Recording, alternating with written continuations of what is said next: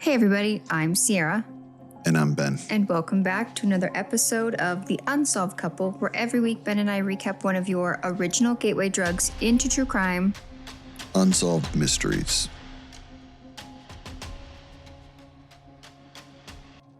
Well, I'm excited. It's CrimeCon week. I will be reporting after we get back. There's going to be heads up. This week's episode is actually going to be split into two. It'll make sense in a little while. We'll get into that. But before we get rocking and rolling on today's episode, just a quick reminder to follow us wherever you guys are listening. Just click that follow button so it automatically downloads into your feed every week. Find us on social media. We have a Facebook discussion group. We have a TikTok and we have an Instagram, all Unsolved Couple Pod. You can email us at unsolvedcouplepod@gmail.com. And you can support the show a couple of different ways. So there's a Buy Me a Coffee link down below, as well as if you guys are interested in ad-free episodes, that is an option for $4 a month in the link below through our podcast feed. You can access all of our back catalog, everything you guys could ever want and need through Unsolved Couple for $4 a month and get ad-free episodes. Okay, so I loved today's episode that we're recapping. Ben was not into it. I absolutely freaking hated this episode. Mm-hmm. And you're going to know that I loved it because between the two episodes, I have 17 pages of notes. I have one. Seriously? Yep. I'm going to acknowledge that I got a computer. Oh, yes. Ben's notes have shifted, you guys, and it's not even open right now. No. So when he still is going to have to at some point say, hold on. Let me get my notes. Yep. But I can't tell you how much I hated this episode. Mm-hmm. It annoyed me. I thought it was incredible. And this was hands down the hardest episode for me to sit down and do my notes on. I didn't care for the way they presented. They definitely take a change, right? It is so we are covering, it's season 4, episode 23. So what's it called? Because they said it 1,000 times, Ben. The Unsolved Mystery of...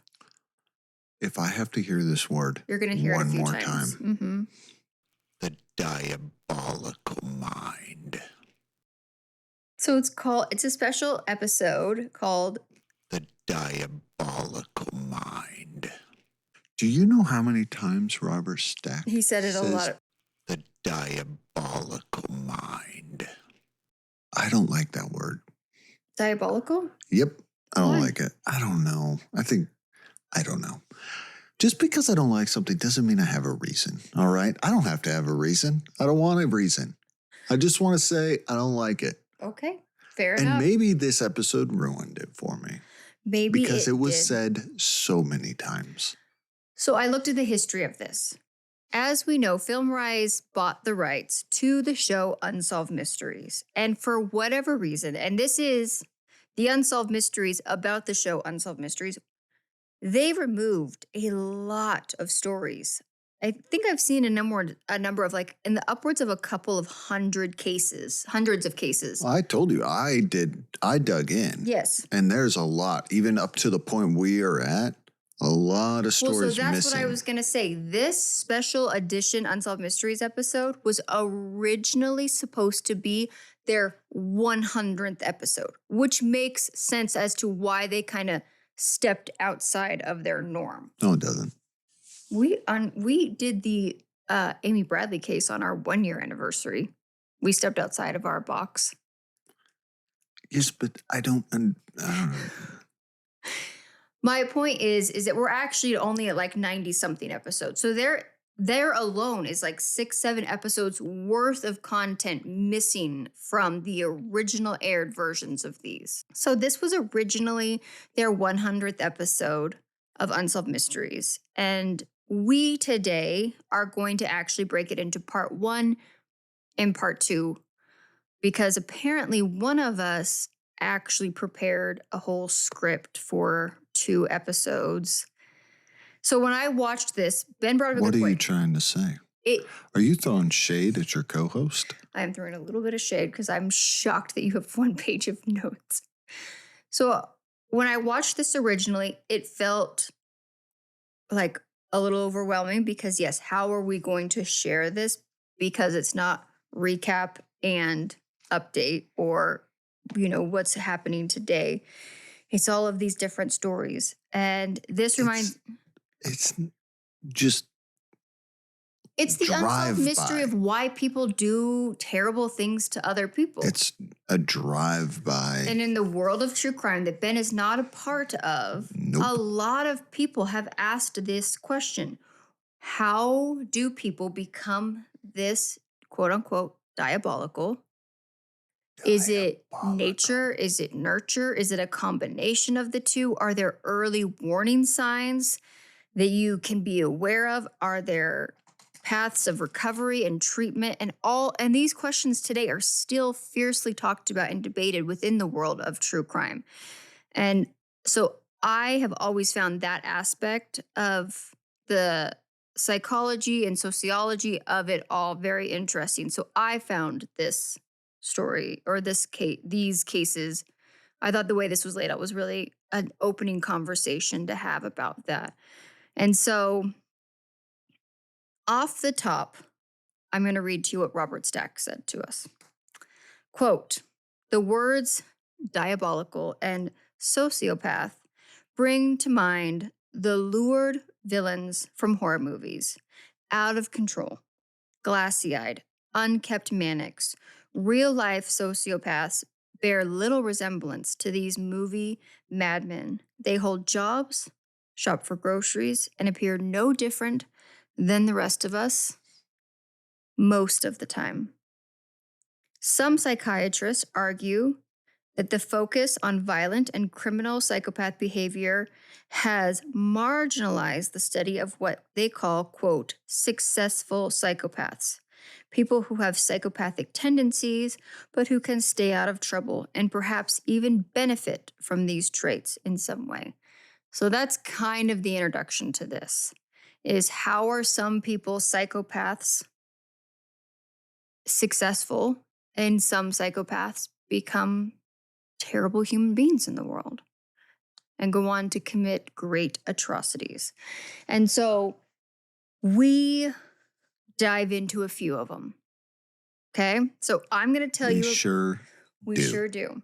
So I'm going to tell you guys about a few of the psychopaths mentioned on Unsolved Mysteries. You guys are about to find out how little I know.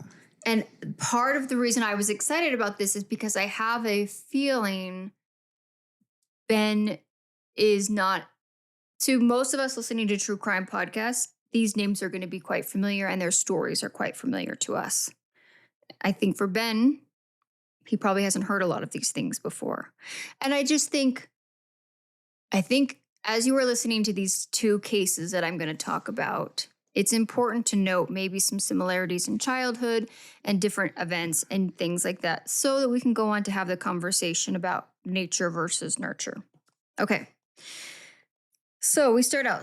Psychopaths often succeed in business because of their defining traits, such as lack of empathy, fearless dominance, and a superficial charm. This all aligns well with the demands of a corporate environment. It's very likely that you interact with some of these people who fit these traits or these definitions, such as superficial, egotistical, maybe you have a gut feeling that they're untrustworthy, and who seem to conceal some sort of antisocial tendencies. But what happens when someone can't keep a lid on the darker side of this psychopathic spectrum? We are introduced to John Wayne Gacy. Did you know anything about John Wayne Gacy, Ben, before you watched this episode? So I've heard the name. And if someone asked, have you ever heard of John Wayne Gacy and who is he? I'd be able to say, I've heard the name He's a serial killer. That is literally all I know. That's all you know. Okay. I don't know who he killed or like the victims, like what I'm trying to say. Because obviously serial killers kill a type of people, women, men, children, whatever it is. Yeah. I couldn't tell you. And I don't like to use the word famous when it comes to serial killers because I think that feeds into a negative connotation about them being celebritized or whatever. But I will say that they do become infamous because of what kind of mark they left on society. So yeah, you understand, you know who the name John Wayne Gacy is, but outside of the fact that he's a known serial killer, that's about all you know. I couldn't tell you what decade he was in. All right. I would believe it's the 70s or the 80s. Okay, buckle up. Obviously, it's before because this is this. But if someone asked me, like, what decade did he kill in? Wouldn't be able to tell you. Okay, all right. So, serial killer John Wayne Gacy, who is most notably known for rape, torture, and murder of at least 33 young men and boys between 1972 and 1978. See, if someone asked me, I would have usually men kill women. Yeah. I would have guessed. I would have guessed women. We're going to get into it. Okay. So, and this all took place in Norwood Park Township, which is a suburb just outside of Chicago, Illinois. He became Illinois, not Illinois. Sorry. Even though there's an S on the end of Illinois. He became known as Illinois. He became known as the, quote, killer clown. Did you know that about him? No. No? Okay. I mean, obviously in this episode, they said he was a clown. Didn't know that. But yeah, okay. Due to his public performances as a clown prior to the discovery of his crimes, John Wayne Gacy committed all of his known murders inside of his ranch-style house. Typically, he would lure the victims to his home and dupe them into putting on a pair of handcuffs. In the kind of world of make-believe, he was pretending with these boys of demonstrating a magic trick. And then he would proceed to rape, torture, and bind, just a total fear before killing these victims by either asphyxiation or strangulation with a garrote. 26 victims were buried within the crawl space of his own personal home that he lived in. That's disturbing. Yep. That's where the term diabolical might ring a bell. John Wayne Gacy. So let's rewind a little bit. We're going to start back at the beginning. So he was born in Chicago, Illinois, March 17th, 1942. The second of three children and the only son of a father that was an auto repair mechanic and a World War I veteran, and his mother was, according to, I believe, a census, a homemaker. Gacy was known to have a close relationship with his mother and two sisters, but had a difficult relationship with his father, who was known to be an alcoholic and had a reputation for being verbally and physically abusive to all members of the family.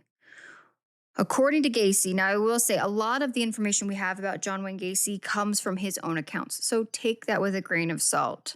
From my understanding, he was one of the people that participated in the FBI's building of the behavioral analysis unit that they have and the ability to, what's the word I'm looking for, when they build a profile of a killer or a profile of a criminal. He was one of the foundations of that. From my understanding, he gave a lot of interviews and worked closely with the FBI, but that's probably because he was a narcissist and he liked talking about himself. So one of his earliest childhood memories was of his father beating him around the age of 4 for accidentally disarranging car engine components. His mother tried to shield her son from the father's abuse, which resulted in accusations that John was a sissy and a mama's boy who would probably, and I use these terms because these are direct quotes from this, but I do understand that these terms that I'm going to say, some of them might be offensive to people. That is not my intent. It is to show what he is telling us happened. So, quote, probably grow up to be queer, end quote. Gacy also claimed that he was molested by a family member starting at an early age and went on through most of his childhood.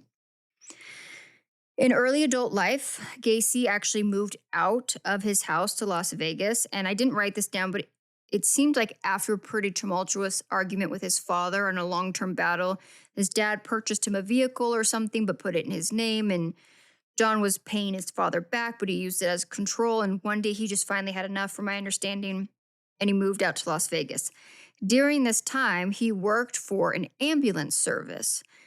Before he was actually transferred to the Palm Mortuary Company, where he worked as a mortuary attendant for about 3 months. During that time, he observed embalming and occasionally served as a pallbearer. He claimed that after one evening, he had an incident take place that scared him. He said that he was alone at the mortuary and he climbed into the coffin of a male teenage boy who had passed away and spent the evening embracing and caressing the body. Something about this incident, at least according to him, scared him enough that he moved back to Illinois and enrolled in the Northwest Business College. He graduated in 1963 and took a manager's trainee position in the Noonbush Shoe Company. And by 1984, he was promoted to department manager and became engaged to a woman named Marilyn. Sorry. She was a coworker. So I think it's interesting that we see waves of these times in John Wayne Gacy's life. And you see it throughout people that have watched or learned things about other infamous serial killers, where they have these times where they try to kind of almost put this mask on to pretend to be normal, and it just doesn't ever seem to last that long.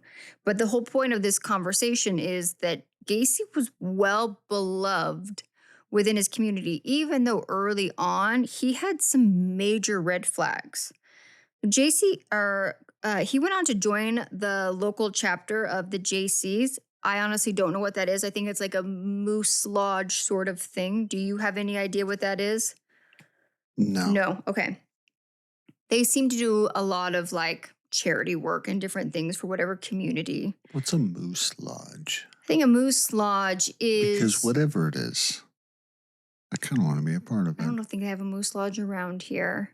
But it's like the Chamber of Commerce. There's all of these like little sort of like networking groups you can pay a small fee to be a part of. And you go and you have these meetings and you do charity work and you do all these different things. But you also commingle with these other business owners or different members of the community to also kind of grow your businesses within that. So he joined the JCs, and to whom he frequently devoted a lot of time in... Is it just JC? So it's JAYCEES, JCs. And it was like a group. Mm-hmm. Yeah. I have a computer. You're going to look it up? I'm going to Google. So he devoted a lot of time and effort to community fundraising projects. And by 1965, Gacy had risen to the position of vice president of the Springfield chapter, and was actually named the third most outstanding member in all of Illinois. So him and his wife went on to marry in September of 1964. And at this time, his father-in-law purchased 3 KFCs in Waterloo, Iowa. The couple actually relocated so that Gacy could manage the restaurants, and they moved into her childhood home.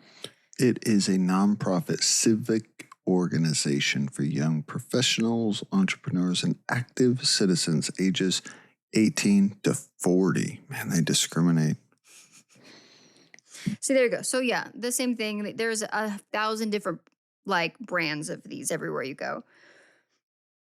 So they moved in to his wife's like former home, and he was offered a really lucrative salary. At one point he would receive $15,000 per year, which is equivalent to about $156,000 a year in a salary in 2026, which means inflation has really gotten out of control if I'm that's sorry. What year is this? 1964. Oh, okay. Yeah. I was like, Plus, he would actually also bring in a share of the restaurant's profits. So this man, and I don't know if they purchased there. I couldn't find this information. It seems like they gave him a house and a job and a cush salary. This man is potentially set up for like the rest of his life. He didn't purchase the KFCs. And KFCs at this time, dude, that was peak KFCs. so sorry, I'm going to distract for just a second. That's fine. This story is very dark. So if you've got a fun, lighthearted, If bring it up. anyone's ever interested, go listen to Mike Rowe, the guy that does Dirty Jobs. He has a podcast and it's called The Way I Heard It. It's different now, but when he started it, they're literally 6 to 10 minutes long. And he tells a story of something in history, but you don't know what it is until the end. And he tells you like who it was, a person. He tells the story of Colonel Sanders and his KFC. It's awesome. I won't spoil it for you. It's great. I don't know. I think the episode is The Man with a Secret or something like that. It is great. Go find it, go listen to it, and you'll be like, holy smokes. And that's where KFC came from. But do you remember It's awesome. KFC was good? I think like our early childhood. I think by the I time remember we were their teenagers, biscuits were amazing. I think by the time we were like 16 plus, where no one wasn't was like, good. let's go to KFC. But I remember as like a younger kid, if your mom brought home the bucket of KFC It chicken, was good. it was going to be a good day. I agree. But I grew up with 7 kids. Mm-hmm. Do you know how many times I had KFC before I was 10? Like probably. once. I think my parents both like worked mostly on and off. They both worked most of my childhood once I was old enough to stay home. And I remember KFC happened, and probably not every week, but maybe once a month or so, the bucket of KFC coming home with my mom, and it was going to be a good day. It was a good night. Anyways, sorry, Yeah, I I do distracted miss you. It was The good old days of KFC. I miss the good old days of good food. Okay, my whole point is that by his early adulthood, he has a house, a career, and from my understanding, he didn't even graduate high school. This is something that today people would love to have every opportunity. And if John Wayne Gacy, which we will go to find out later, he is officially diagnosed with psychopathic tendencies and different things, he could have chosen to channel those in a different direction. But unfortunately, he doesn't. So during the same time, him and his wife would go on to have 2 children. He actually, from what, according to him, made amends with his father and used the word, quote, perfect when talking about this period of his life. However, his tendencies started to lean towards grooming and sexual advances towards teenage boys, underage boys. From my understanding, I read in one report that during the time he owned all these KFCs or was running them, he made a, quote, clubhouse in the basement of the house he was living in that like everyone was invited to come to, but really only like the young boys working at KFC were invited to come to. And he provided them alcohol and then proceeded to use that opportunity to, take advantage of these boys. So May 10th, 1968, Gacy's actually indicted on a sodomy charge, which is no joke. Like, that's not a small charge. November 7th, he pleads guilty. In 1968, he pleads guilty to 1 count of sodomy and is sentenced to 10 years in prison. That same day, his wife files for divorce. Fair. Okay? So now we start to see things fall apart. Things are falling apart. And get ready to get mad because we're going to find out. I'm going to tell you here in a minute how long he actually served. Because the question is just like we talked about last week, why are some of these people sentenced for so long and then the parole board or sentenced to life or death, and then the parole board decides to let them out? I forgot about that. Yep. That was terrible. That was terrible. So during his incarceration, of course, the mask of being this amazing, charming, we see the second side of the psychopath, right? The ability to trick people, the diabolical side, right? Where he rapidly acquires a reputation as a, quote, model prisoner. And within months of the arrival, and from my understanding, this is not easy to do within the walls of prison. And I will say, most of my knowledge on prison comes from the show Orange is the New Black, and I understand that is not correct. Do you think that's real life? No, but I do love that show. He is risen to the position of head cook. And based on my knowledge of the show Orange is the New Black, head cook is where it's at. That's like kingpin. That's what everyone wants. Everybody is trying to get come in and within a cook. few months to have that position, it's not easy to do. He also, of course, because why not, there is a JC chapter within the prison. Because who doesn't need marketing and shared mentorship than men inside prison? And during his incarceration, he rose the membership from 50 to 650 men. So we're starting to, by this time we know, he has a charming side. Gacy. He has a charming personality. So Gacy secures an increase in the inmates' daily pay, in the prison mess hall, and supervises several projects improving conditions for the inmate.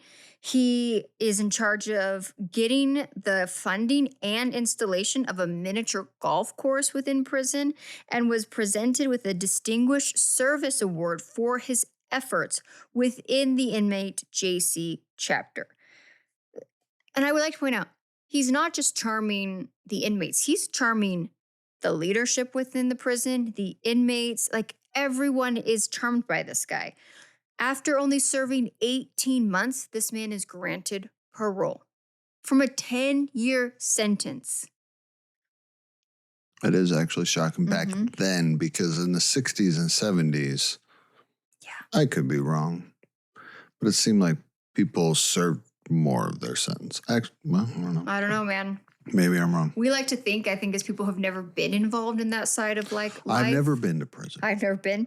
That people are actually serving a majority of their sentence, but I don't know. Nowadays, a lot of times, if it's not murder. But here's the best part. He was granted parole. His probation was only 12 months. So it wasn't even like he was at least on probation for the rest of that time. That is weird, because usually your parole, your probation, is the length of your sentence. Mm-hmm. Yep. So he was only granted a year of probation. So in the end, he really only did 2.5 years. Yep. Of being monitored by the system. Yep. Mm-hmm. Yep. So he returns to Chicago, moves in with his mother, and within months, you guys, while on probation, Gacy is charged 2 separate times for sexually assaulting a teenage boy. Each case is dismissed for... So he broke his probation. Oh, yeah, but we're going to... So he should have went back to prison and finished his sentence. But for some unknown reason, the Iowa Board of Parole never was informed about these incidents. Because both charges ended up being dismissed. And I will say, it seems like they were dismissed because these were young boys that were sexually assaulted by a man. And even to this day, victims coming forward is hard. I can't imagine when you are dealing with that as a young boy having to come forward about it. And not that any victim is harder than the other to come forward. However, it is a very underreported crime. And so it seems like for a handful of reasons within that sphere, the cases were dropped. So, and the parole board was never informed about these.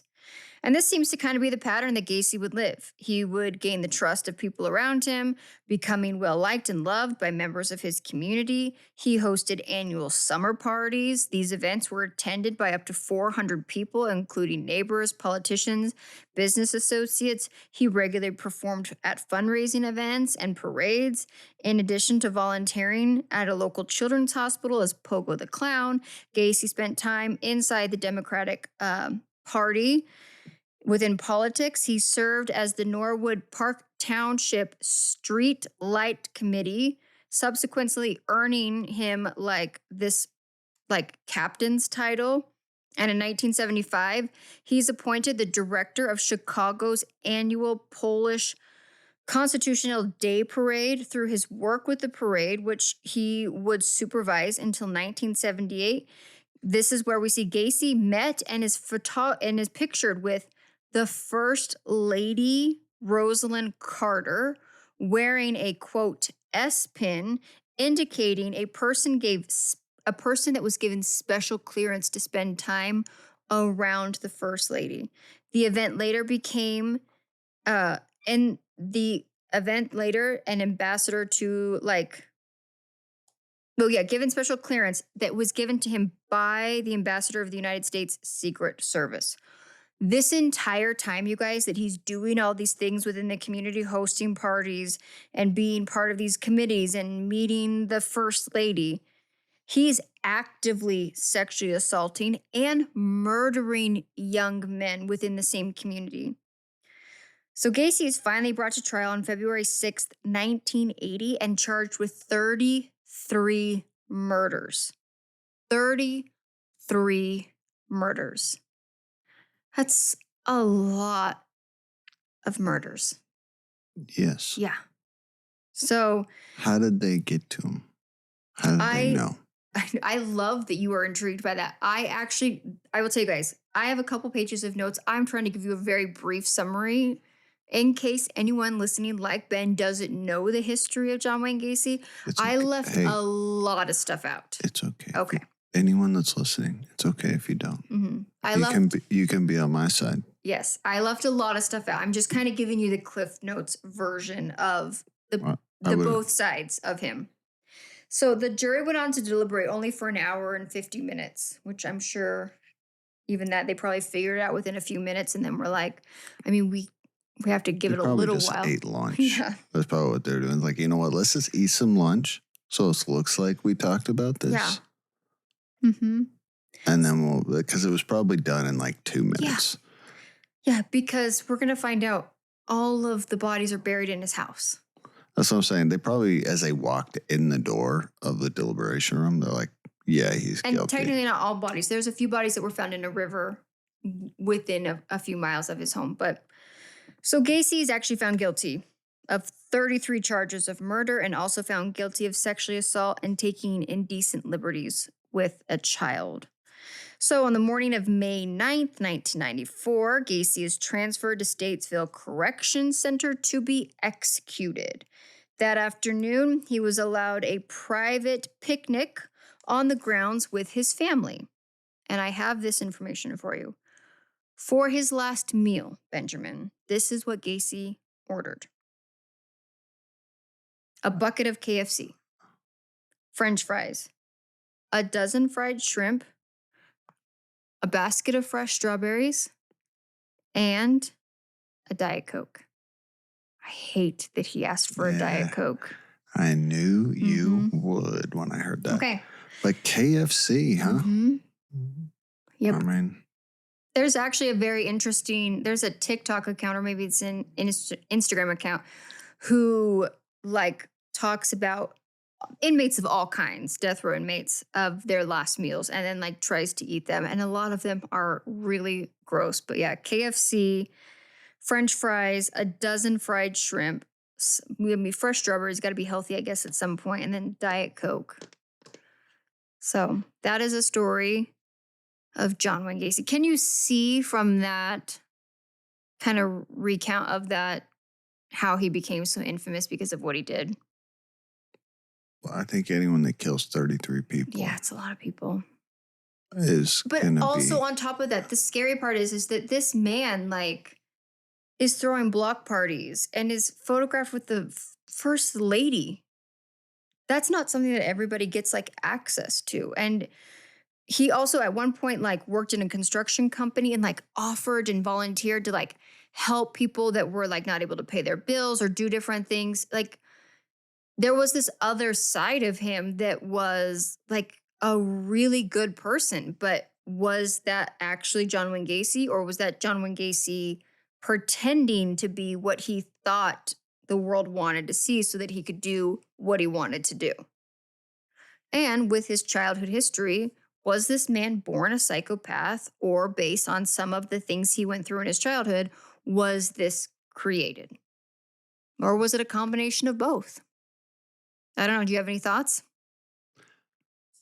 I mean, obviously, I'm not a psychologist I don't think anyone is claiming that we or a sociologist or whatever. psychiatrist Sure. or Any of those things. But any of the PHs. here's one thing. And this is me giving a little bit of credence to Unsolved Mysteries. Okay? In Unsolved Mysteries, I have now heard of many of people's childhoods. We get a lot of lost loves. Some of them are pretty horrific. And they're amazing people. So I don't know where I'm going. All I'm saying is the thought that because your childhood was terrible, that then makes you a terrible person, I think is debunked in a way, because there are a lot of people in the world who grow up pretty terrible and go on to become amazing people. And maybe there was something in there along the way that helped shape them, but I just don't think that, I don't know, there are kids that grow up in orphanages and are never loved till they're 18. And then they go out and they find someone and they love and they start a family and they become good people. So can we say that, or there's a lot of kids that grow up and are abused physically and sexually, and then go on and be pillars of society. Take the girl that you told by her father, who was a police officer in Chicago. And she became an amazing person and a victim. I mean, a supporter of victims. So I guess, sure, can you say that contributed to it? Absolutely. But also there is the flip side that people then have that and then go on and so I don't know, like, that's all I'm saying. I'm not saying one way or another. I'm just saying you can make the argument both ways. I think that's why it's such a fascinating conversation. And I think to this day, why a lot of people in this field of study are trying to, I don't think anyone thinks, and I could be wrong, I'm sure there are people out there with PhDs that think it is solely one or solely the other. I think most of the consensus is that it is innately a combination of both, born with an underlying personality disorder, and then compound it with some sort of childhood trauma that you then go on to become a terrible person. And instead of maybe becoming the better person, you let the other side of you, I don't know. It is, you and I are both, yeah, you're right. I actually started going back to school at one point where I was going to learn about this field of study in the world of like psychology and stuff like that, because I find it fascinating. But this is why I found this episode so fascinating, because I don't think that there is a correct answer for this. And I think you bring up a very good point. Why is it that some people choose to go on to either live just A, normal lives, or B, go on to live extraordinary lives? They go on to do good and actually pursue a path to try to, even though that childhood was never handed to them, to go on to create that childhood for other people. I think a lot of times people are trying to find the cause to then be able to diagnose it before. And it just goes to show that I don't think that you can say obviously, I think we definitely know this in 2026, like if this, and this happens, this is what you're going to grow up to be. It just goes to show that there's a lot of, I'm sure there's people that grow up with great childhoods that then still go on to do terrible things. So there is no list of, if these things happen or these events, all you can really do is look at people after they've done all these terrible things and say, I think this stuff possibly contributed to it. But you can't say that that stuff always contributes to it, because lots of people have that and go on and do good things. And there's a lot of people that grow up with perfectly fine lives and then still turn out to be terrible people. Yeah, there's actually, and I spoke with, I think this lady a little bit, because at one point, I don't know, I can't remember the name off the top of my head. She has a PhD in this, and she is trying, her whole goal, and she wrote a book about it, and all of this stuff is trying to help psychiatrists and stuff. Is there early warning signs that we can help kids that might be displaying signs of going down path A, where we can give them the therapy and tools that they need so that we can make them into what you would call a more successful psychopath, that they've got the ability to channel that sort of desire to succeed and energy to be backstabbing in business and cutthroat and in the business, in the courtroom as a lawyer, or whatever it is. And I wish I could remember, because I listened to she was a guest on several podcasts. She had some really amazing insight on stuff. And that's a hard conversation to have, but I find it fascinating. So the other case study that because this is all Unsolved Mysteries tells us about John Wayne Gacy, and then they're going to tell us about. Well, let's be very clear. They didn't tell us that much about John Wayne Gacy. I know, I kind of went overboard on this, but whatever. It's my podcast. I can do whatever I want. The next person that they tell us about, and then Ben's going to tell us about two different people that maybe took their psychopathic behavior in a very different direction, but still not a good one. But the next one I'm going to tell you about is a name infamous to many people within the world of true crime, Ted Bundy. Did you know a little bit more about Ted Bundy than you did John Wayne Gacy? I think we've all heard about Ted Bundy. I definitely, if someone asked me, have you heard of Ted Bundy? Yes, he's a serial killer. He killed women. Mm-hmm. Maybe prostitutes. I could be wrong. College students was his. All I know about Ted Bundy is it was the 70s and 80s. Mm-hmm. And he was very charming and good looking. Yes. That's the extent of my knowledge of Ted Bundy. But I would know for a fact he was a serial killer. Yeah. John Wayne Gacy was not a good looking guy. He was a schlub of a man. Soggy mashed potatoes looking guy. The Band-Aid that washes up on the beach. Is Ted Bundy still alive? No. Mm-mm. Was he executed? Yes. Oh. Yeah. I thought he died of old age in prison. Mm-mm. Because he was in prison for a long time. I think you're thinking about the guy from California. Charles Manson? Charles Manson is I do know more about Charles Manson. We read the book. I read Helter Skelter. Mm-hmm. Great book. You should be proud of me for that. I am proud of you for that. Do you know where I finished Helter Skelter? Tell me. At jury duty. That's funny. Well, I did because I was reading it. Mm-hmm. I was in it. And here, at least at that time, this was years ago.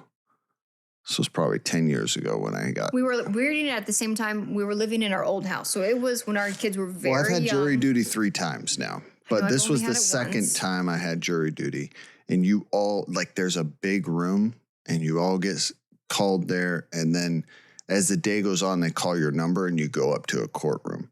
And there are some days where your number doesn't get called. That was that time. Well, the other 2 times I did get called up to a courtroom, but that time I sat in that room till 3:00 in the afternoon from like 8 in the morning, and I read pretty much the whole book. I was already in it, but I finished the book at jury duty that day.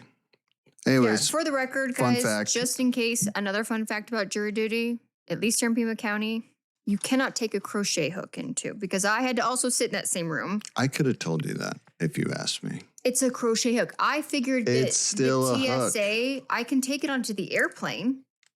It's a courthouse with criminals. Well, the courthouse needs... It's a courthouse with criminals in there. I didn't realize that the criminals are there. Not TSA with a bunch of people that paid for a plane ticket. They're literally possible murderers in there. Security was like, do you have a long piece of metal in your bag? Because you have to go through a thing. And I was like, do you possibly have a shank in your bag? Well, and I was like, well, I've got like a pen. And he's like, yeah, maybe that's it. And I go, oh, I have a crochet hook. And he's like, yeah, that would definitely be it. And I was like, are you telling me I can't crochet while I'm sitting here? And he's like, no. And I said, well, what if I brought in a plastic crochet hook? And he said, no. And I said, well, can then I bring in my embroidery kit and embroider? And he said, no. And I said, cross stitch? And he said, no. No, because they're and I said, needles. What am I supposed to do while I'm sitting here? Because I didn't want to actually just sit there and doom scroll on my phone. And I didn't bring a book with me because I brought my crochet kit. Well, I brought a book. Well, look at you. Helter Skelter. That's so funny. Okay. So, yeah, I think you're getting it confused. That's a different serial killer with a very different MO. Still a psychopath where he was charming. He was not good looking. Also, definitely had short man syndrome. So, but Ted Bundy, who also appeared on the outside to be a, quote, pillar of society. This is what's, I will tell you this. We talk about this sometimes. As a female, specifically, studying men like this is terrifying because they are disarming. So Ted Bundy was born Theodore Robert Colwell, November 24th. He was named Theodore? Theodore, yep. 1946. To a female. And was, listen, well, okay, this is what I'm going to tell you. This is my point. He was brought into the earth via his mother.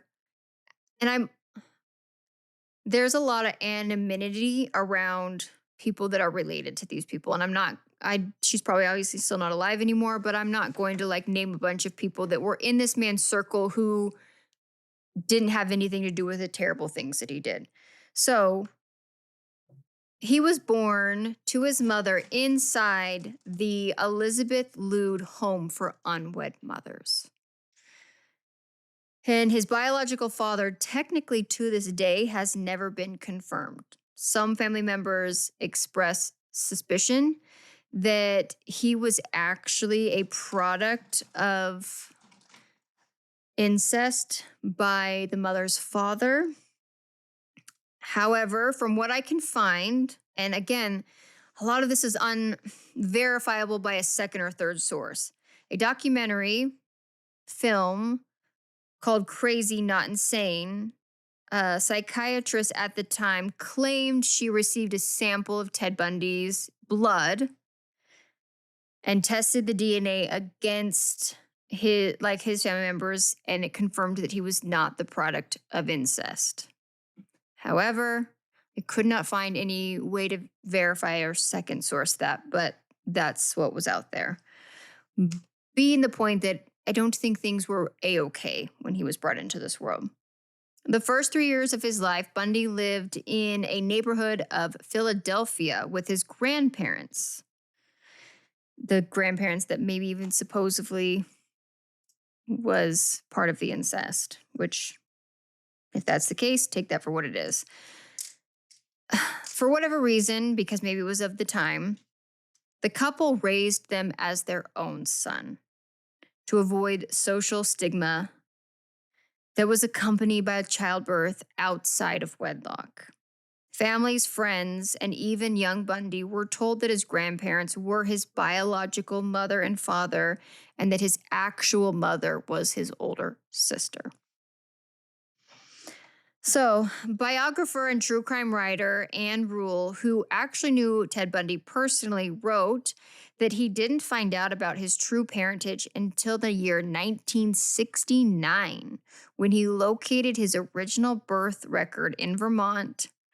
Bundy expressed a lifelong resentment after that towards his mother for never telling him about his real father and for leaving him to discover the truth about his genealogy on his own.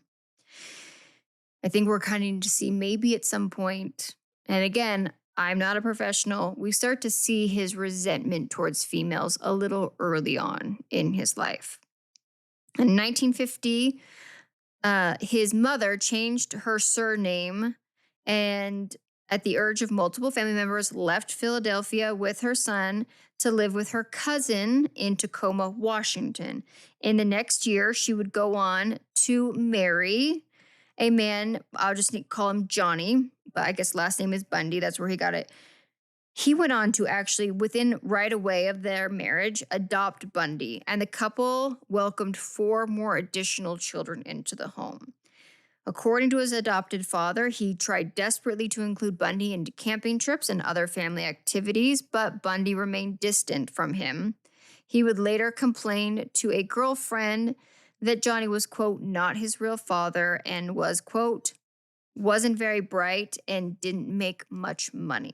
So we start to see again him putting emphasis and importance on outward appearance. So, of course, as we see in a lot of children that maybe grow on to be psychopaths, we do start to see disturbing behavior. A childhood neighbor in Tacoma recalled that Bundy was a mean-spirited kid who liked to inflict pain and suffering and fear. According to this girl's report, he once engaged in animal cruelty by hanging a stray cat from his backyard clothesline and setting it on fire with lighter fluid. Just say cats? Mm-hmm. I will say, I think that is one of the indicators of, is inflicting cruelty. Cruelty to animals. Yeah. She also claimed that Bundy would take younger children from the neighborhood into the woods, force them to strip, and then proceed to terrorize them. He then, in his early adolescence, became known as a local peeping Tom. Again, things that I would consider to be red flags and warning signs that maybe we needed to get some help. In August of 1968, Bundy attended the Republican National Convention in Miami, and shortly afterwards, he met a girl named...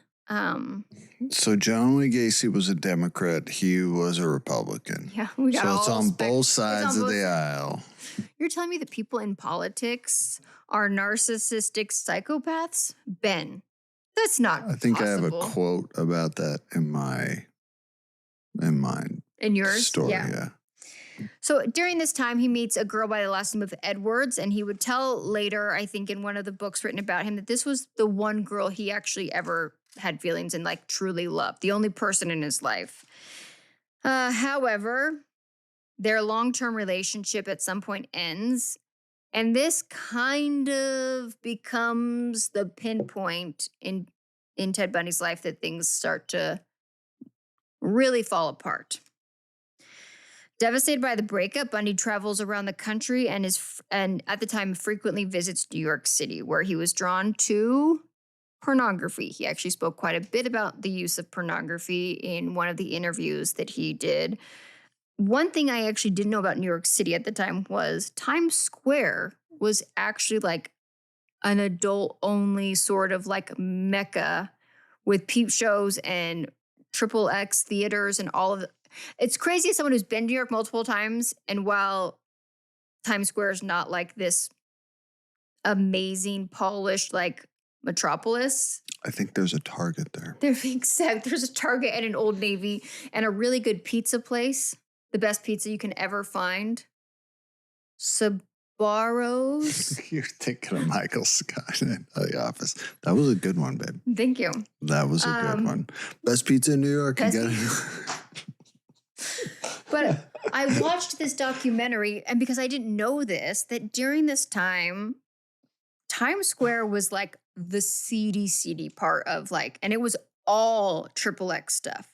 So Ted Bundy became a regular during this, and he immersed himself. How come XXX became pornography? You know what? That is a podcast for a different day. I will send Who that took question. the 3 X's and said, this has to do with bad things? I don't know, because I think at one point the triple X, remember like in old cartoons, I think that was like on the liquor bottles. It was like XXX was. Well, now we have Dos Equis. Is that 2 X's though? Yes. Yeah. So I'm just saying. I don't know. Who stole that? That's a Google search that I don't feel I'm not Googling. like looking I'm into. not searching that. I refuse. So unfortunately, and he does actually a lot of interviews about this, he began to immerse himself in the world of extremely violent pornography, including It sounds violent. like he was doing a lot of interviews. It sounds like he liked to listen to himself talk. Him and both John Wayne Gacy talked about themselves a lot. And violent literature with the undertones and themes of pornography as well. It was also at this time, while he was indulging in these things and angry about his breakup, that he discovered the truth about his mother. So again, we start to see everything piling on. In the fall of 1969, he meets a girl named Elizabeth and her young daughter.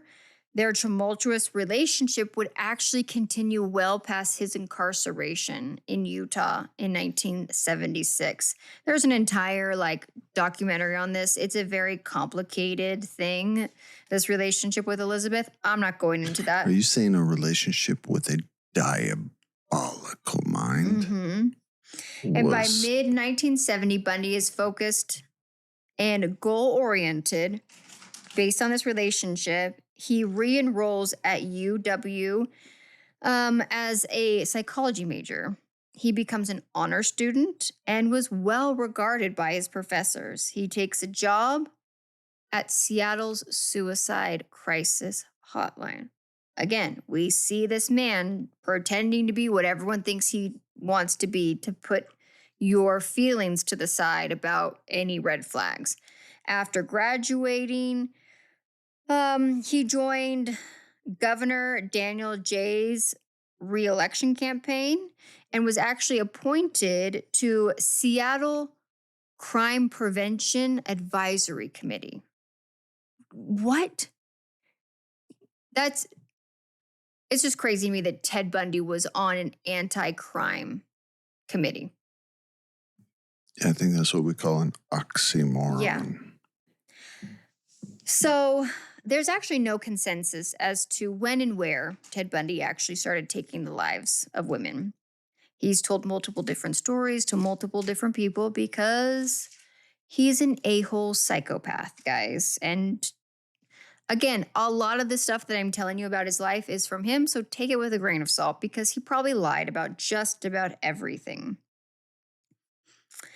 And he refused up until the very end to divulge the specifics of his earliest crimes and even the days preceding right up into his execution.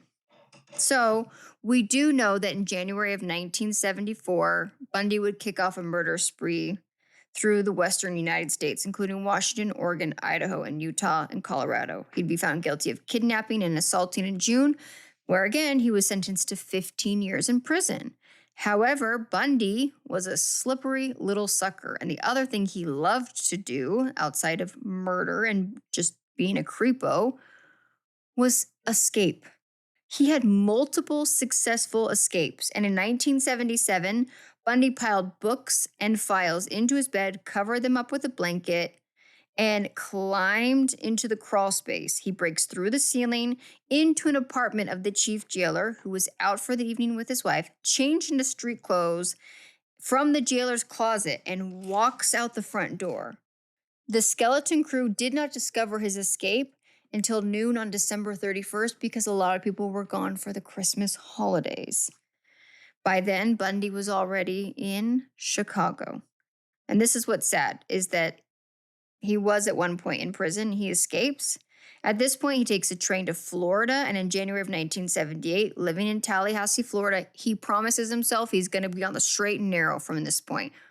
Attempts to get a job. Did he escape from murder or just kidnapping and assault. All right.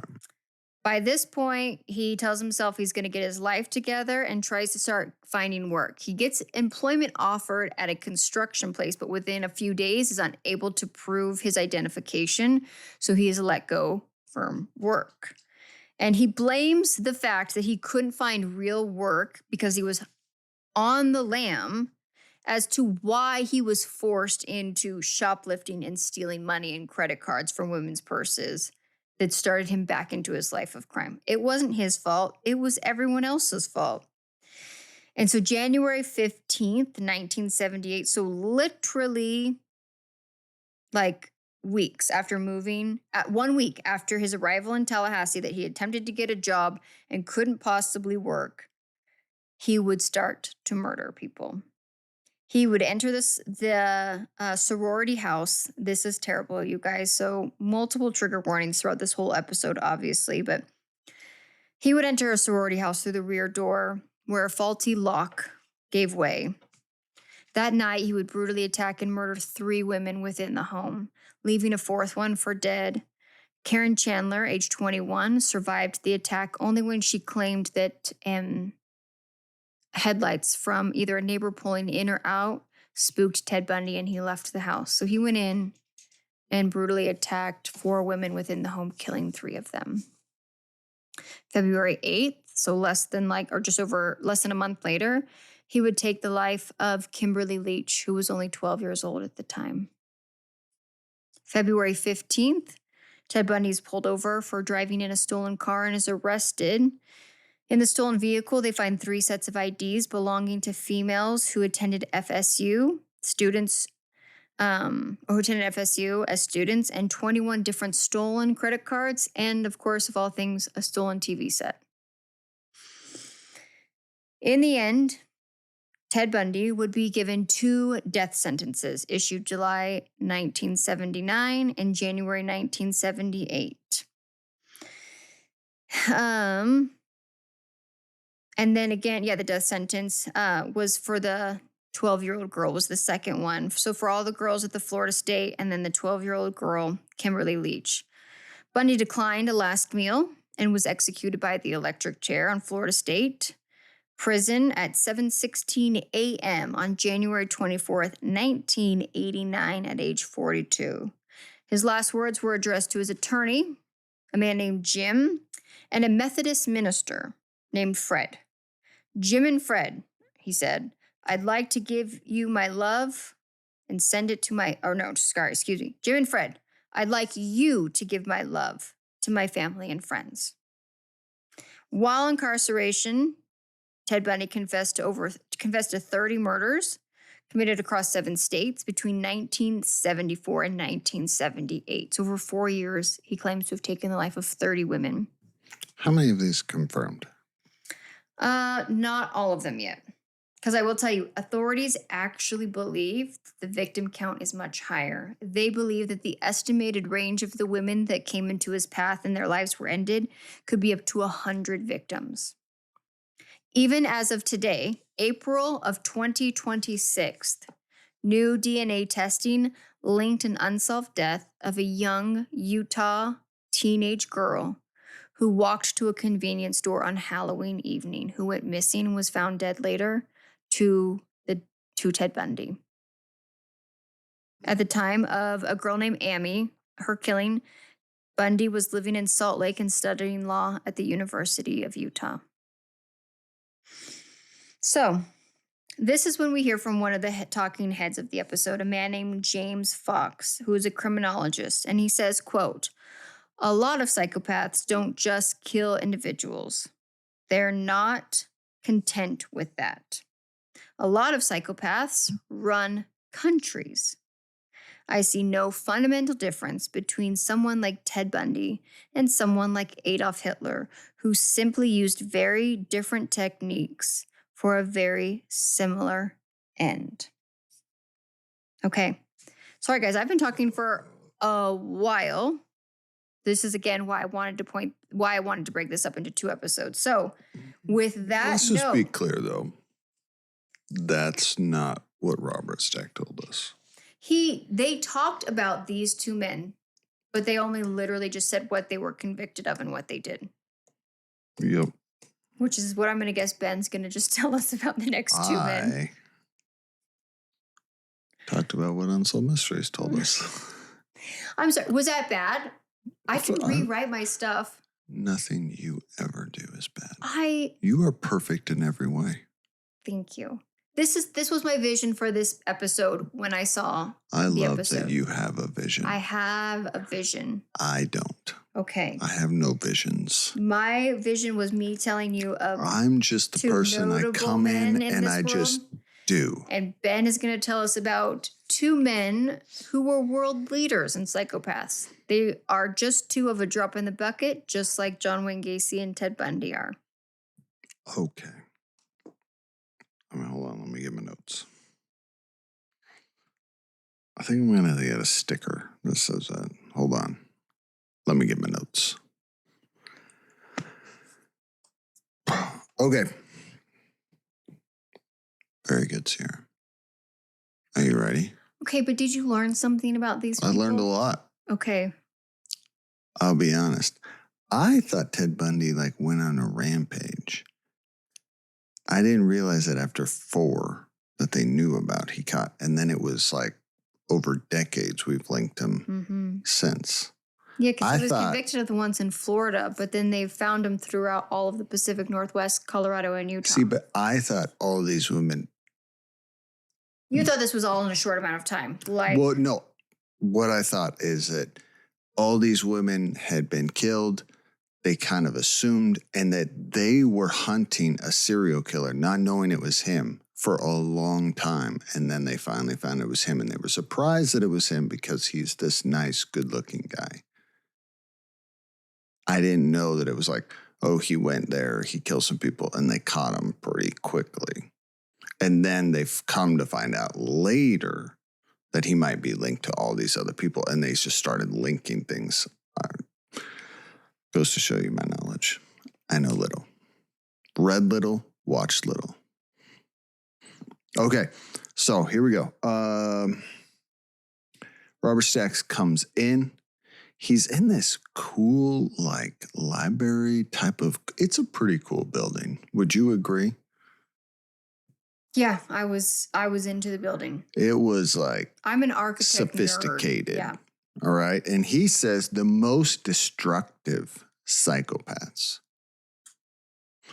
are the ones that achieve absolute political power. And so then he goes on to tell us a little bit about Adolf Hitler. He appeared non-threatening. They show home videos of Hitler, and he seemed personal, he seemed non-threatening, but then we come on and find out what did Hitler do, right? So theories are that Hitler lacked bonding in his growing up, in his early years. We get some quotes by some docs and some psychologists that psychopaths grow up feeling unloved, out of control, and when he grows up, he was an intense need for control of others. Right? Hitler's father was 52 when he was born. That's old. I can't imagine having a kid at 52. That sounds... No, I don't. I can't imagine either, but I think that's typical with men that marry younger women. So, but his father was supposedly physically and emotionally abusive. Okay. We get another quote: psychopaths kill because that is the ultimate act of humiliation and dominance, to show their total power and control over other human beings. And the crazy part about Hitler is that he had no empathy for his victims. Now, we all know what Hitler did. He killed 6 million Jews. And a lot of other people. And rose to power because he was very personable.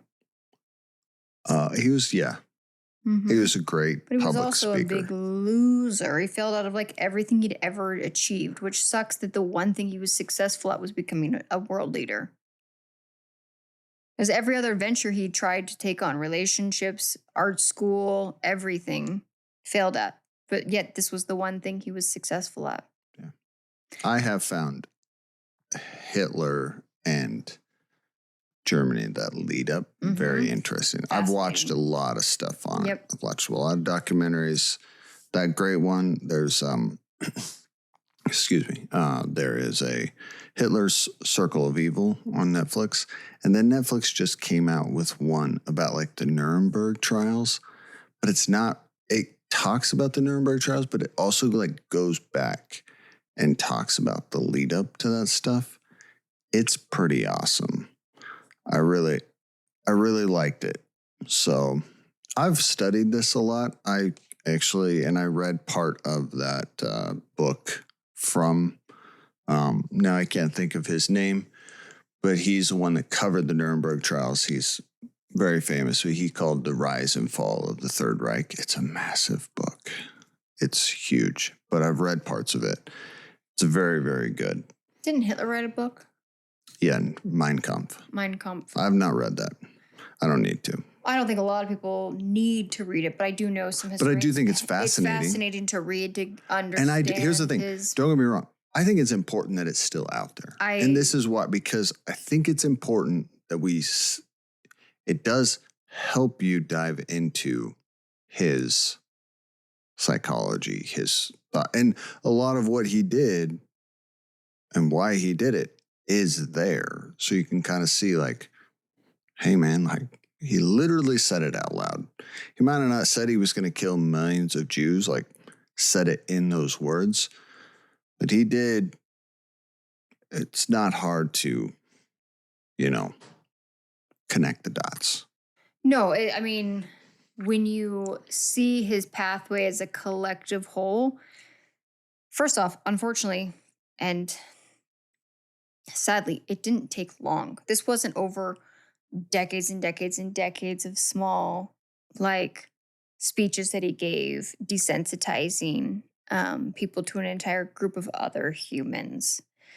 It happened very quickly, but it is fascinating. It's not the good word. It is an interesting psychology somewhere in our human, because it's not the first time that this happens, and I doubt it'll be the last time it happens, that you are able to get an entire species of human beings, because that's what we are a species, to hate another group of human beings to the point where you devalue their life to be next to nothing.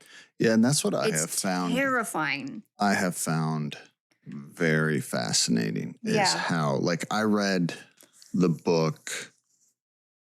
I just finished it not too long ago. Now I can't think of. Well, there's a museum of Jewish history down in Tucson. I would highly recommend anybody goes to it, but they have a very, it's not small, it's very impactful area of that. It's about Jewish history in the city of Tucson, which is quite amazing and beautiful. But then the second part of it is about the Holocaust and the history of that. And they talk about the process of genocide and where it starts and how there's like 10 steps of it or something that we've broken down into a scientific formula of how you can do it. And it's terrifying to see it broken down into steps, because in the animal kingdom, you rarely see, other than the need for food and for reproduction, you don't see an entire group turn on each other simply out of a disagreement on something like faith or political standing or borders or anything at all like along those lines. And yet it is a pattern and a repeat in history that we see over and over again. And Hitler was able to use that. I did see a very fascinating documentary on the History Channel, though, about Hitler. What's that? Well, that he didn't actually really take his own life. Oh, no, I'm not getting into that. Finding Hitler? No, I refuse. I read a book. Is that not the worst thing? It is. That was one of the worst things I ever watched. From the History and I didn't even Channel finish of all it. things. Yeah. I didn't even finish. I think we only got like 3 episodes in, and I realized I was irate because it's so factually incorrect. Well, and nothing happens. Absolutely well, and it's all just not. BS. It is BS, and it's people just. And you guys, I'm a big conspiracy theory person, and this was. It's just people making up, like taking the smallest thing and making the largest assumption. Yep. No, Hitler was a coward. He took his own life within the basement. He also had a micropene. He was also a vegan and was also a major drug addict. Like, his life sucked. Yeah, He died in a bunker, like smelling his own farts and BO. Well, that escalated. Because he was like, everyone in that bunker was like on major uppers. Yeah, it's disgusting. Yeah. So, like, I just read that book, Ordinary Men is what it's called. And it is fascinating because it kind of dives into like this one police force that committed a lot of atrocities and what kind of, we don't understand why, really. So I thought it was fascinating. Anyways, that's pretty much all I got on Hitler. I literally took what it said. Hitler's bunker today is a parking lot now. Good. And here's the thing. I think I've said this before on this podcast. There is a part of me that thinks, dang, from a point of preserving history and seeking understanding, that would make a fascinating museum. But the people in that town in Germany said that the concern was that people would use it as a shrine. And as someone who was like, there's no freaking way that would happen. In my childhood thinking, no one would ever idolize Hitler. That there are still psychopaths to this day that do. They could not preserve it into some sort of learning place, a memorial, or a memorial for the terrible things that happened, not for the man that did it. That it is now literally a gravel trashed parking lot. And I can't think of a better place for Hitler's final resting place to just be. It could be like a dump. Yeah, I mean, that's probably better. But I'm fine with that. Okay. I'm not complaining. I'm not complaining about it. They made it into a parking lot. All right. The second person that they talked to us about, which Saddam Hussein. Ben and I, this is actually a part of our childhood. We got to learn this history. Yeah. So we dive into Saddam. He grew up poor without running water and electricity. He was beaten by his stepfather. He didn't go to school. So, he had a rough upbringing.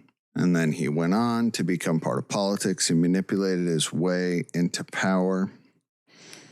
And they tell us, we have all these psychologists, they tell us he learned along the way that violence was the key to power. Okay. They just kind of throw that statement out there. Okay. I believe you. All right. During the 60s and 70s, Hussein tortured and killed his rivals, and he murdered thousands of people.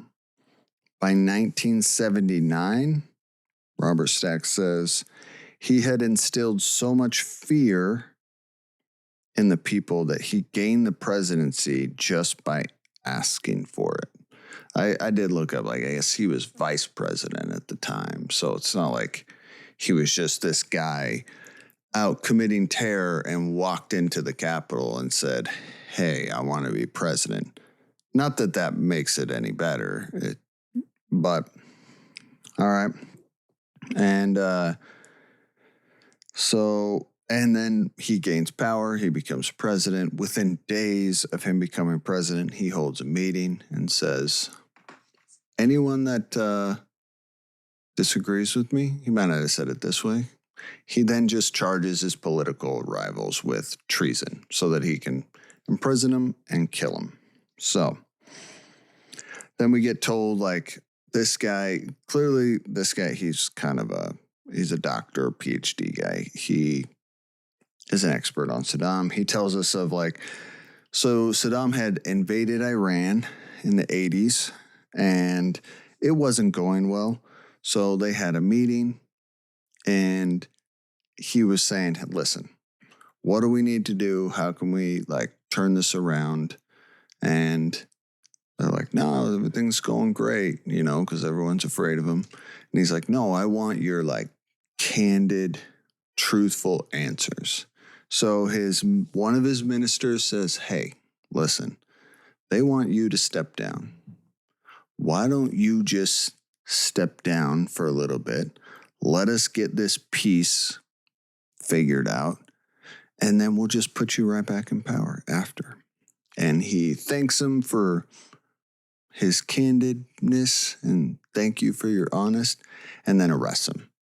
His wife comes to Saddam and says, please, please release my husband. He wasn't doing anything. He was just trying to do what's right. And he's like, fine, I will. And he sends his body chopped up in a bunch of pieces in a black bag to his wife. So not a good person.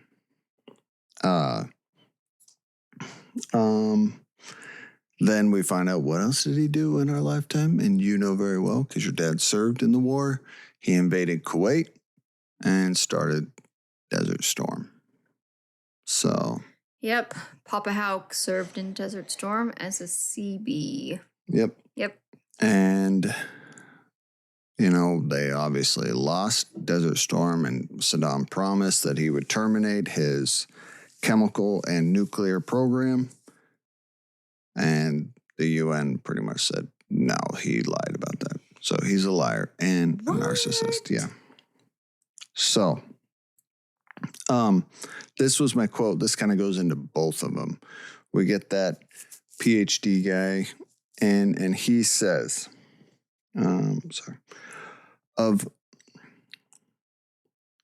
if one were to strip world leaders and politicians of narcissistic characters, the ranks would be perilously thinned. We must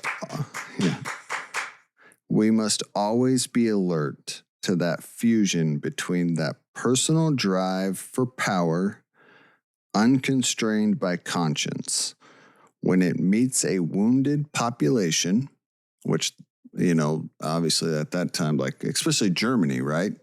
They were a very wounded population. Well, Germany was right off the cusp of World War I, correct? Yeah, they were in bad shape, and economic. They needed someone to blame. All right. When it meets a wounded population, that has the repetitively over history led to some of the most violent episodes that have scarred our planet. And that is still I thought true that was to this day. Yeah, I thought that's why I wrote this quote down, because even in 1991, when this episode aired, I still think that statement is true. Like, obviously, we all know anyone that doesn't think that pretty much any politician is not a narcissist. Term limits, you guys. Yeah. Yeah.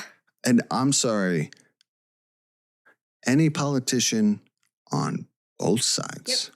I know if that you this guys, is not a political podcast. Well, I'm not getting into politics. Limits, because every person on every side at this moment, and maybe not everyone, I would say 98% of them are selfish, narcissistic, psychopathic, self-serving, terrible human beings. They're not good people. That's what I'm saying. Is anyone that thinks that politicians are not narcissist, crazy. Do not put your faith in politicians. I'm not saying guys. Politicians are murderers. That's not what I'm saying. I'm not saying all politicians. Not all politicians are Adolf Hitler or Saddam Hussein. No. In fact, I actually think it's very disrespectful to say that. Because, absolutely. And I know that's been a term thrown around again. We're not a political podcast. I think it's very disrespectful to the 6 million people that experienced what they did with Adolf Hitler to compare politicians to that. However, first off, just no politician is a savior. No politician is going to fix everything, and they're all untrustworthy. And we have to be aware as human beings, no matter where we are at in the world, that whoever is trying to lead our country likely is someone who could be diagnosed with narcissistic personality disorder or psychopathic tendencies. I'm not even saying they've got a diabolical mind. I'm just saying, like, this is politicians, not just all over the country, all over, not the country, the world. That's what I'm saying.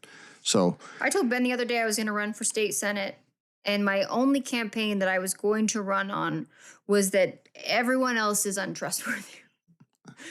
All I have to say is you got to come with receipts, though. You got to be able to. Oh, I could find receipts. Yeah. I believe you could. You got to come with them. But I was like, I think that's the one fact that no matter what side of the aisle you're on, everyone is over. I want everything flushed out. And again, not political, but term limits, I feel like is not going to fix everything, but it could help a little bit. Yeah. Anyways, so Robert Stack comes back and is like, he said, I thought he kind of says, most, politicians, we see these people, they rise to power, they do all these terrible things. And he goes, many politicians die in the flames they help ignite, especially like we saw that with Adolf Hitler, right? Beautiful quote by Robert Stack. Yeah. But he says some did not. Like he quotes one, or he names one. I actually didn't know who it was. I didn't look it up. He says like he stepped down and lived his life in exile. I don't know who that was. I'd have to look it up. And that he goes, but Adolf Hitler died in the flames he ignited. And then he says, we'll have to see with Saddam Hussein. I will say, this is the one thing, not the one thing. There's been a couple of updates that Unsolved Mysteries hasn't given us. And Robert Stacks says, we'll have to see what happens with Saddam Hussein. Yeah. And for whatever reason, they have not updated. So, Ben, what is our update with Saddam Hussein? Update. Are you ready for your update? I'm ready for this, yeah. Saddam Hussein is dead. He has passed away. He has been taken out. He has been removed.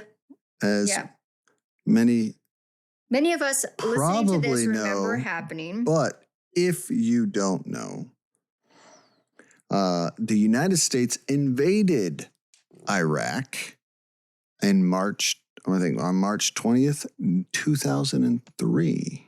I remember that.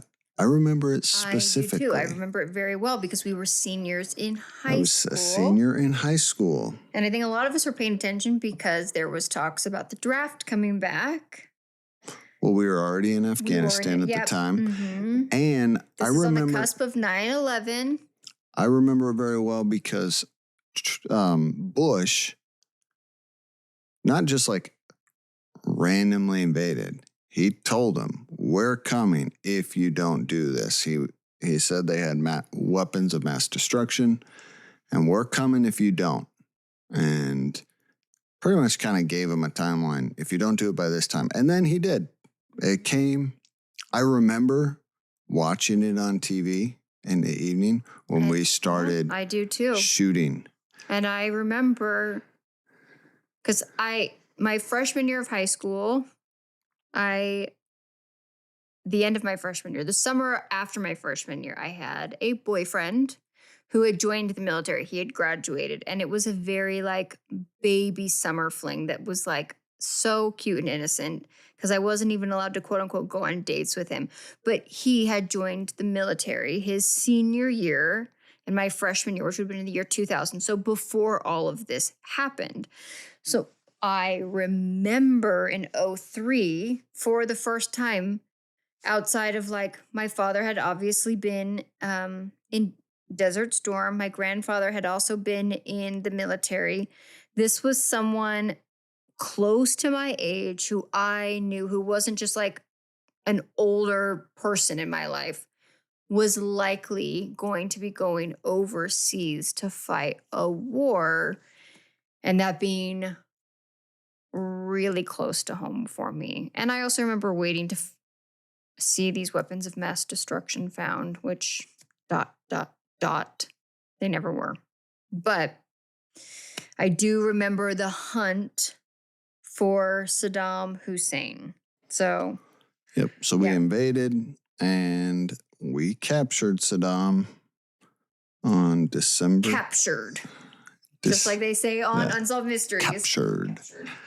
December 13th, 2003. Hiding. You actually got him pretty quickly. Yep. Yeah. I actually had to double check that. That seems really quick. I double checked it. It was quick. Yeah. It was almost within a year we found him. Yeah, because we invaded in March, and then by the end of the year, he was captured. Mm-hmm. Okay. Because you actually have kind of a connection story to this. Are you going to share that? Loosely, can you share it? I will be very, very loose. Okay. I lived in Indiana several years after this and met a man. Great guy. He showed me pictures of him pulling Saddam Hussein out of his tunnel. Yep. Good man. Mm-hmm. So he would have likely been like Black Ops or SEAL? He was Special Forces. Special Forces. But also then a contractor. Oh. I don't know if he was a contractor at the time. After his military service went into private contractor work. He didn't get into a lot of his details. I'm sure he didn't. But I love that he showed you those pictures, though. It was pretty cool. Yeah, especially because you were, 19, 20 years old when you're seeing those? 20 at the time. And that's the thing. You had just had that lived experience of us invading. Yeah. Yeah, I was in high school at the time. So, yeah. It was cool. But he then was turned over to the people of Iraq, and he was convicted in November of 2006 and then hanged. Really? 2006? It was 3 years later. I didn't realize it took that long. Mm-hmm. Oh, I think I'm getting it mixed up with Osama bin Laden.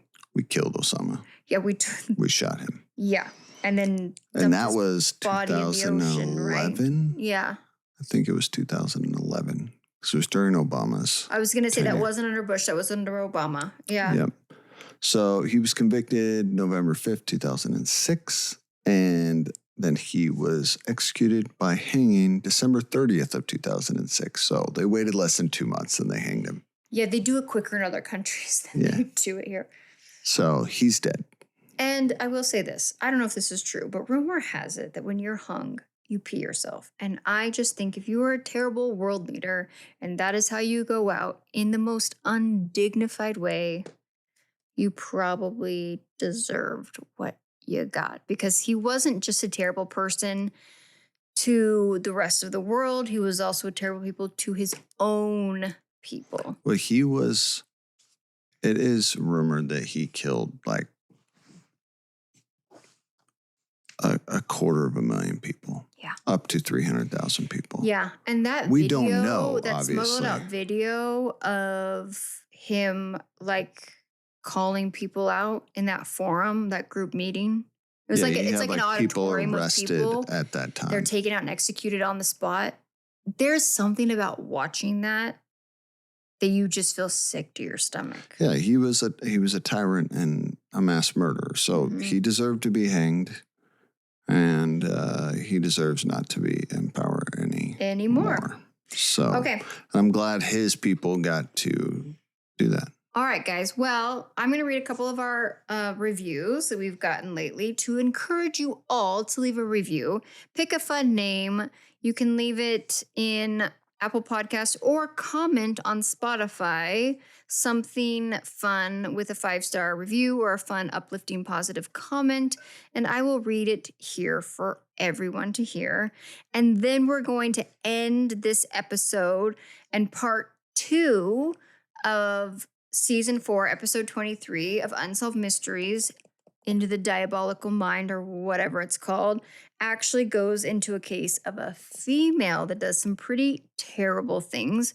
We have an interview with a man who is likely diagnosed as a psychopath, as well as an actual unsolved mystery case.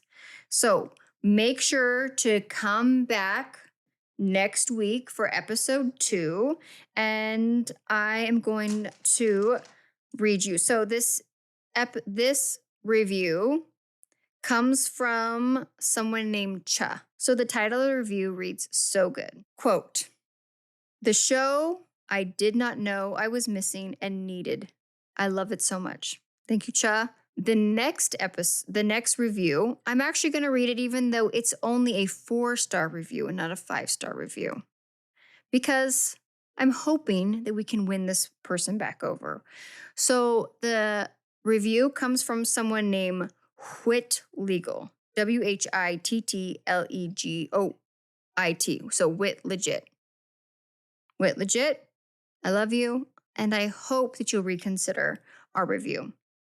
So the podcast title, or the review title, says good, and it is 4 out of 5 stars. Really good material with updates on old unsolved mysteries. Just need to cut out some of the ADHD chit chat that goes off the rails, and they sometimes interrupt each other and go off on tangents. You are correct. We do that, and I'm sorry, but that is just, if you were sitting, hanging out, and talking with me and Ben, that is what would happen. But the stories presented are really interesting. You guys are doing a great job. Amazing idea for a podcast. Good material. Just try to tell the story more and trim the fat, so to speak. I feel like we've trimmed some of the fat. Is he calling us fat? Hopefully they I'm just sensitive to continue that. listening to us and they haven't given up. So I'm if that was you that sensitive. left that review, I am so sorry. We have actually attempted Hey, you know what? to try to Listen. cut some of the ADHD chit chat down, but there are some episodes that are better than the others. All right, last one I'm going to read grateful for the 4 stars, though. I'm grateful for the 4 stars too, but I would love you even more. Drop us a 5-star. You don't even have to update your thing. 5 stars. Send me a DM and I'll send you some stickers in the mail. All right. The title of the review says, love it. And this is from Don't Sign Up 999. And all it reads of the body of the review is, can't get enough. There you go. Okay. So if you guys haven't already, please leave us a 5-star rating or review wherever you listen to your podcast, or comment in the comment section below on Spotify, and I will read it out loud so we can all hear it. All right. For the people that don't like the chitty chat or silly, funny question time with Ben, now is your time to leave. And for the rest of us, Ben, instead of an actual question today, I wrote down a few. I actually got this idea from one of my favorite podcasts, which is the history podcast, the Old Timey Podcast with Norman Caruso and Kristen Pitts Caruso. They did this on one of their chitty chat times, and I thought this was fun, and I wanted to ask you the same questions. Do you know what the slang word chopped means? Chopped? Mm-hmm.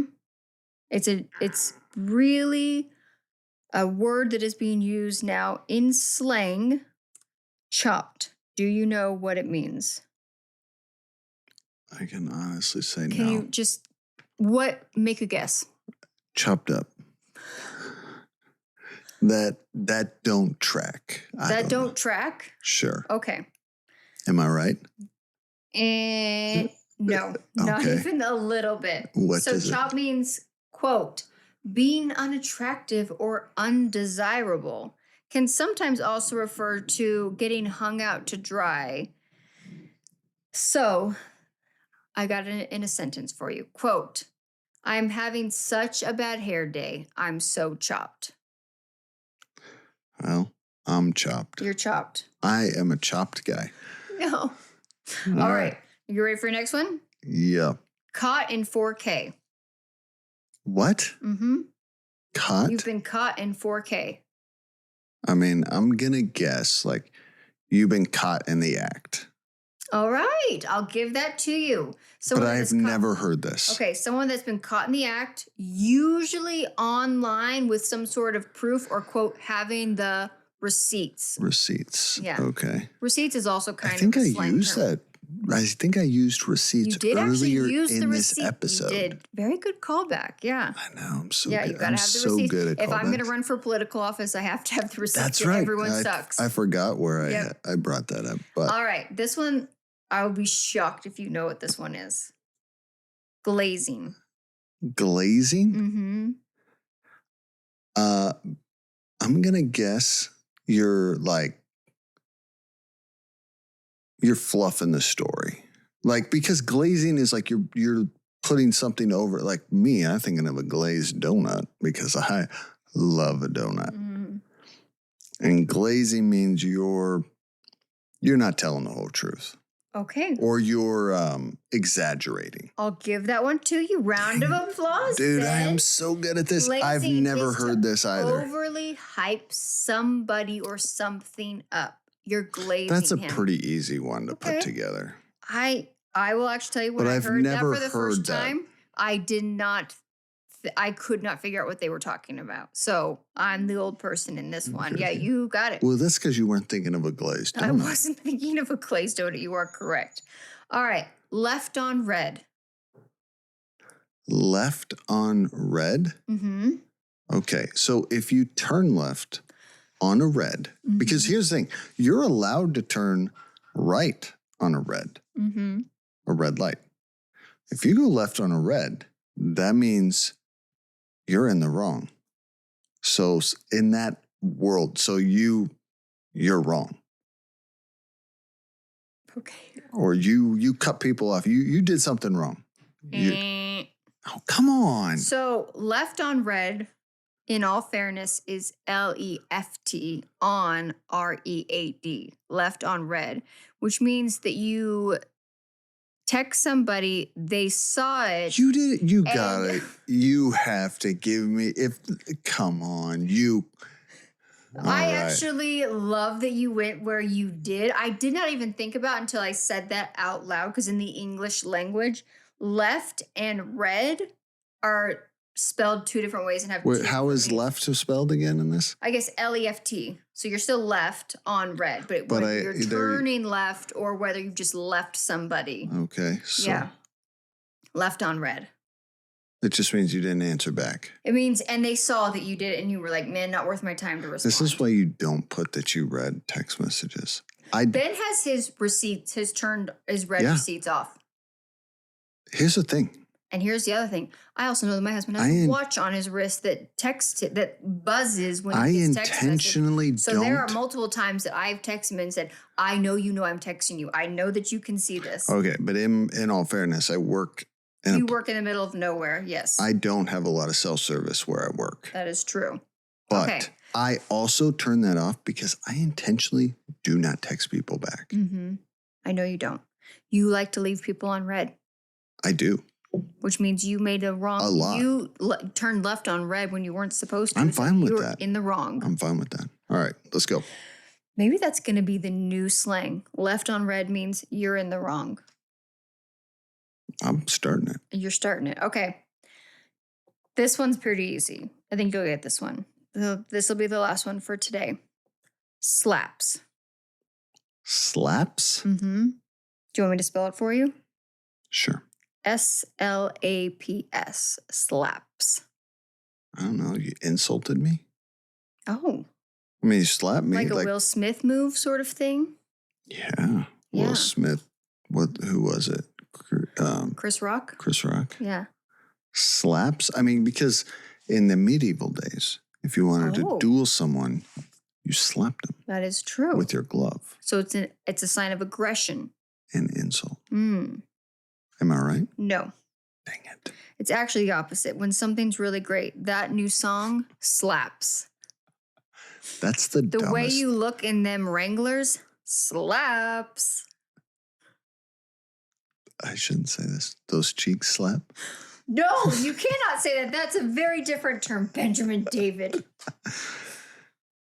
But yeah, okay. So you got, you. How many did we do? 1, 2, 3, 4. We did 5. And I got 2 out of the 5, right? I think you got cotton 4K and glazing correct. You missed chopped, left on red, and slaps. All right. Okay, guys. Well. Those cheeks slap. Those cheeks slap. Make sure to join us again here next week when Ben and I bring you the second half of A Diabolical Mind. Oh, how are we still on this freaking episode? 23 of Unsolved Mysteries. Bye.